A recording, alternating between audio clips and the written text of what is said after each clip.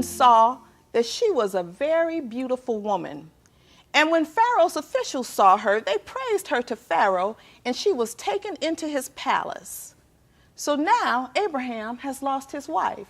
She's now taken into Pharaoh's palace. Verse 16, he treated Abram well for her sake. Pharaoh treated Abram well for her sake. And Abram acquired sheep and cattle and male and female donkeys, men servants and maid servants and camels. But I bet he would have given it all back just to have his wife back.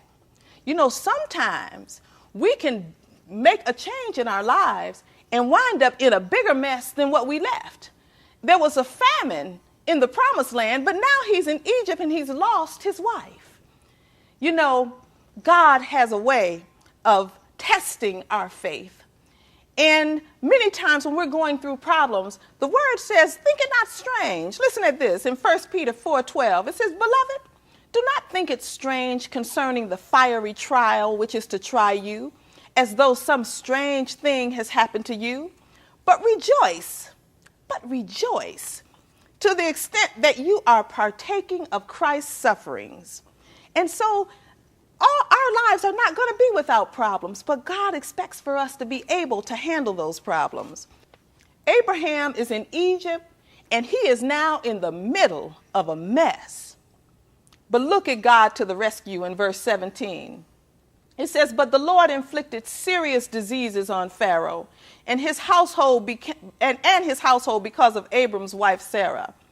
Let me start with that again. But the Lord inflicted serious diseases on Pharaoh and his household because of Abraham's wife Sarah. So Pharaoh summoned Abram. What have you done to me? He said, why didn't you tell me she was your wife? Why did you say she is my sister, so that I took her to be my wife? Now then, here is your wife, take her and go. Then Pharaoh gave orders about Abram to his men, and they sent him away with his wife and everything he had. Oh, God will come to the rescue, saints. You know, you never know when God is stepping in the middle of situations that you could never figure out. Abraham was in the middle of a mess. But God came to his rescue and imposed upon Pharaoh, letting him know, you need to get this woman out of your house. And he sent Abram away. But the name of this lesson is blessed in the midst of your mess. Notice how Abram left Egypt. In verse 13:1, it says, so Abram went up from Egypt to the Negev with his wife and everything he had, and Lot went with him. And Abram had become very wealthy in livestock, in silver, and in gold. So he took the choice to go to Egypt, not knowing how this would turn out. He wound up in the middle of the biggest mess that he could imagine, lost his wife in the middle of that. But look at how God brought him out. God brought him out with more than he had when he went in. It's funny because either way it goes, if you're on God's side, had he stayed, Abraham would have prospered. The fact that he left, he prospered. God had a promise for Abraham, and he was going to bring that promise to pass. And regardless to the mistakes that Abraham may have made, God still was faithful to his word.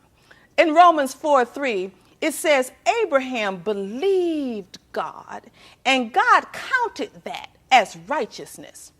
You know what righteousness is? Being right with God. Not everything Abram did was right, but God counted his faith as righteousness. He said, this man has so much faith. Even when he does wrong, I'm going to make that thing all right because he has so much faith. God credited his faith as righteousness.